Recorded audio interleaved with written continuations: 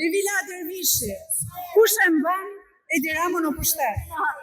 Ligji 21-24, ligji për tokat bujqësore, për investitorë strategjik dhe për ishte edhe një ligj tjetër që s'më rri tani, se kujtoj dot. Po pse janë këto të treja? Janë 4 shtyllat kryesore që e mbajnë Ramën në pushtet. Ligji 21-24 është bërë aposafat për klarin e miqve të tij.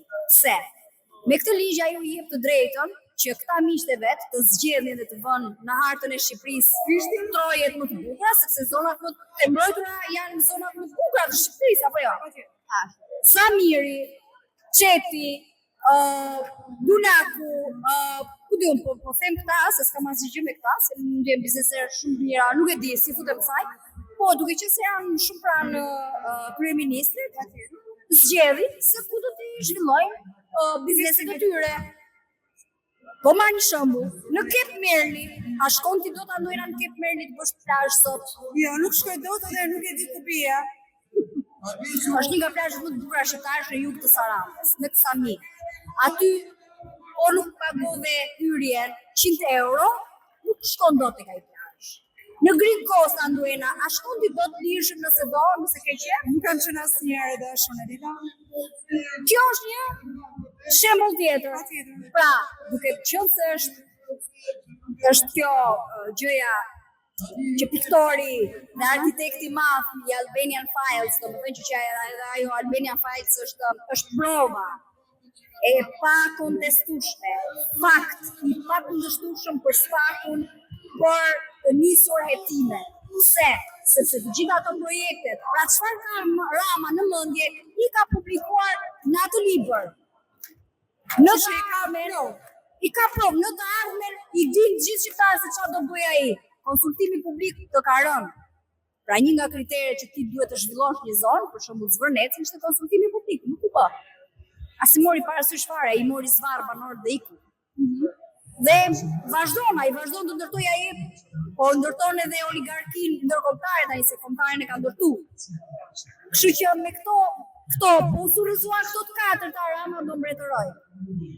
Okej, Rama do mbretëroj thot Nevila, por unë dua të kujtoj këtu që në vitin 2025, në fillim të vitit 2026, në takimin e fundit që kryeministri shqiptar pati në Davos, ku mbiten gjithë tokat e investimeve ndërkombëtare të huaja e tjerë, zoti Rama tha që UNFA do të jenë i gatshëm të shkojë në Shtetet e Bashkuara Arabe.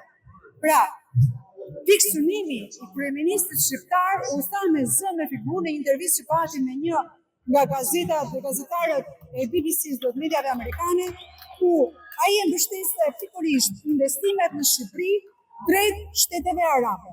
Dhe sot ai këtë po bën. Dhe ne po shikojmë që sot Sazani po i falet arabe, po shikoj që shumë prestanome dhe shumë shqiptarë të tjerë biznese pranë tij po investojnë për të fituar përqindjet e tyre, por lekët në fakt i japin milionerët arab. A do t'i vi fundi, mendon, edhe nga SPAK-u që do se besoj janë aty, Nevila, që këto investime arabe të jenë dhe një personim për shtetet e tjera perëndimore. Perëndimi e ka vënë në kufirin të famës. Shqipëria është e Bashkimit Evropian, nuk është e Shteteve të Bashkuara Arabe apo Rusisë apo ku diun ndonjë shteti tjetër. Shqipëria është e Bashkimit Evropian, pikë, këtu fillon të mbaron e gjitha. Gjithsesi, kryeministri shqiptar ka deklaruar dhe ka dëshmuar qartë dhe publikisht që dashuria e tij është Serbia, Rusia, si jo, edhe Shtetet Arabe.